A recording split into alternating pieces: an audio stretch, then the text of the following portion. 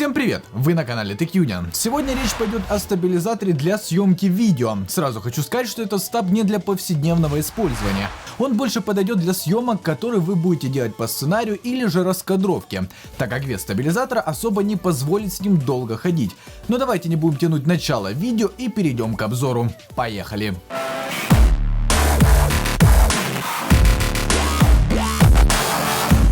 Начнем, наверное, с комплектации. В стандартной версии вы найдете сам стабилизатор, штатив для дополнительного хвата или же для просто удобной настройки стабилизатора, но и также нас ждет 4 аккумулятора по 2500 мАч.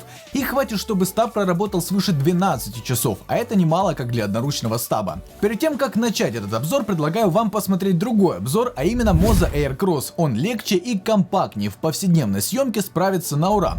Кстати, первые выпуски блога для Артема Гагарина я снимал именно на него. Ссылочку оставлю в описании, там сможете посмотреть. Ну а теперь переходим к основной теме нашего видео, посмотрим на функции нового стабилизатора, но перед этим короткий ролик.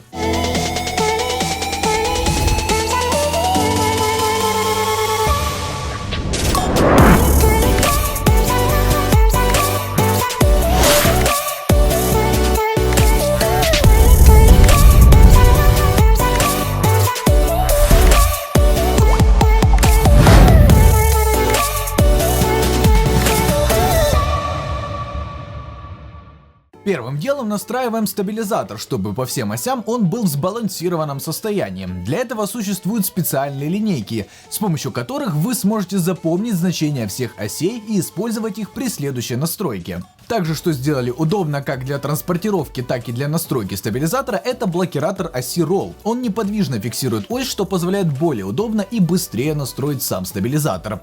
После настройки необходимо включить автоматическую балансировку. Чтобы стабилизатор подобрал силу моторов, для этого мы зажимаем клавишу S. Нужно, чтобы стаб стоял на ровной поверхности, после чего зажимаем клавишу. Ждем, пока стаб отстроит все моторы, и в принципе можно снимать. Один из главных плюсов данного стабилизатора — это наличие экранчика. В принципе, даже приложение качать на телефон не нужно, чтобы все настроить. Все можно сделать через встроенное меню на самом стабилизаторе. Предлагаю пройтись по всем пунктам, чтобы было понятно, какие настройки мы можем изменять. Сразу после включения на главном экране вы увидите информацию, а именно цифры с названием оси. Это скорость слежения по всем осям. Для того, чтобы ее поменять, нужно просто прокрутить колесо. Это очень удобно, что не нужно заходить в параметры, а изменить значение можно оперативно сразу во время съемки. После цифр мы видим буквы, которые показывают ось, в режиме слежения она или нет. Буква F — это following, то есть стабилизатор будет повторять движение по этой оси за вами. Если же буква L — lock, значит ось заблокирована. Для того, чтобы менять эти значения, необходимо клацать на джойстик. Одно нажатие отвечает за ось pan, то есть панорамирование по горизонтальной оси. Двойное нажатие отвечает за ось roll, то есть поворота, а вот тройное нажатие за ось tilt, то есть вертикального наклона.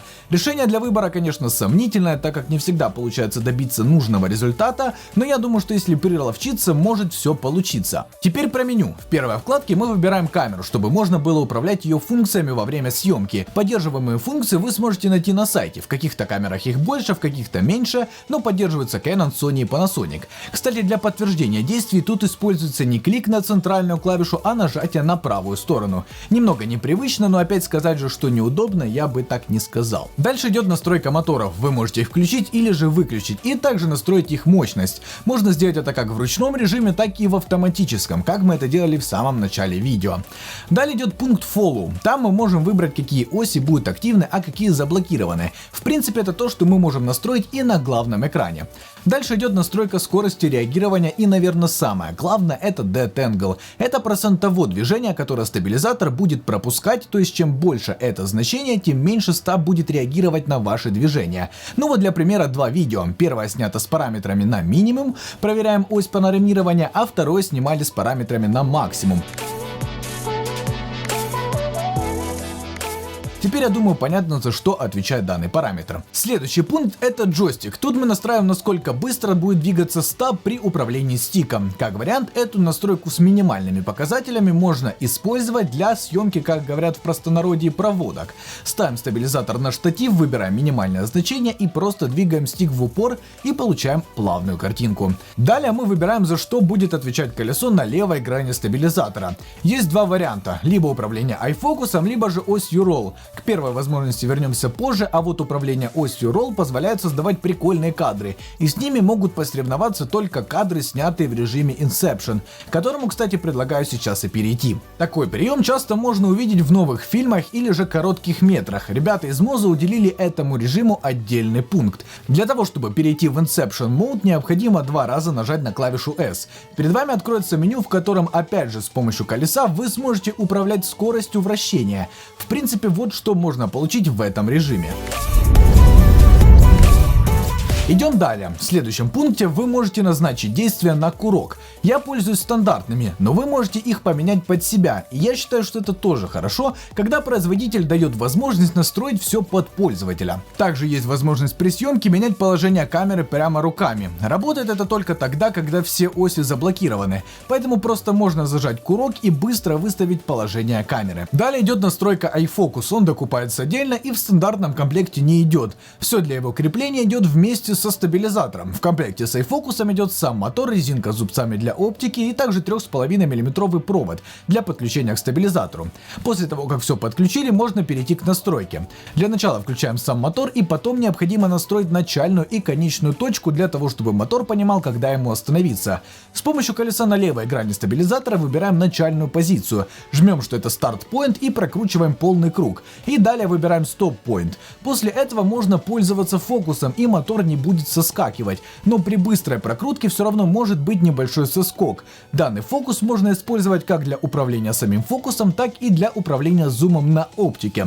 Осталась только вкладка с калибровкой и профилем. Если вы изначально делаете калибровку, то в принципе вам эта вкладка не нужна. Но в настройках профиля можно сохранить текущий, могут быть 3 разные настройки, между которыми вы будете переключаться. И также есть возможность скинуть все на заводские настройки.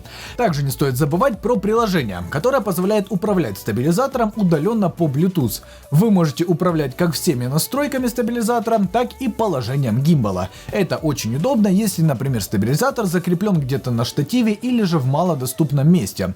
Ну и также есть вкладка, в которой вы можете создавать разного вида таймлейпс или же motion lapse. Все зависит от вашего желания. Вот, например, что получилось снять у нас в режиме таймлейпс. В принципе, приложение также неплохое дополнение для стабилизатора, и это в некоторых случаях даже удобнее, чем, например, делать все настройки на вашем стабе. Выводы. Стаб хороший, да, немного тяжеловатый, но, как я говорил в самом начале, использовать его для многочасовой работы смысла нет. Для этого есть другие решения от этого же бренда.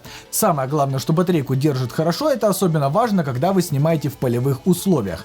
Но на этом, собственно, все. Стабилизатор вы сможете приобрести по ссылочке в описании под этим видео наших друзей MotoStav или же на официальном сайте компании Moza. Ну а что вы думаете про этот стабилизатор, пишите в комментариях под этим видео. Ну и также пишите свои вопросы, если они у вас остались. Ну а с вами был Даня, канал TechUnion. Всем пока.